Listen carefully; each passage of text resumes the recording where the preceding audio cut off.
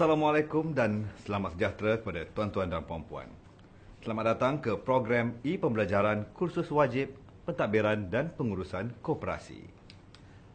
Anda bersama saya Muhammad Yusri Yusof untuk pengenalan dalam modul 1, latar belakang dan kefahaman koperasi.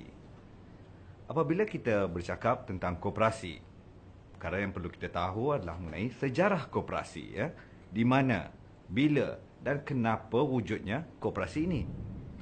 Bermula ketika revolusi perindustrian di Eropah sekitar abad ke-18, seterusnya ianya menular ke Asia dan ke tanah air kita pada tahun 1922.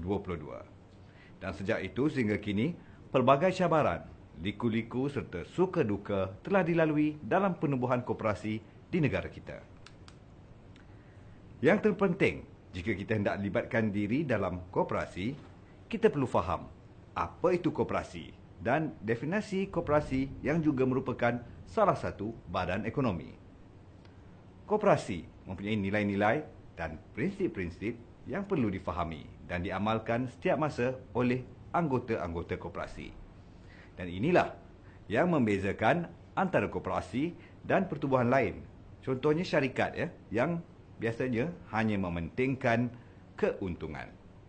Koperasi pula lebih mementingkan khidmat kepada anggota-anggotanya tanpa menolak untuk menerima keuntungan.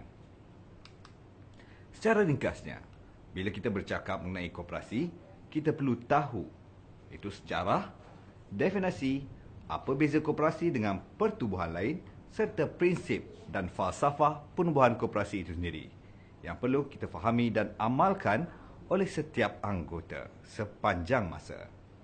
Selamat meneruskan pembelajaran anda dalam modul ini dan juga modul-modul berikutnya.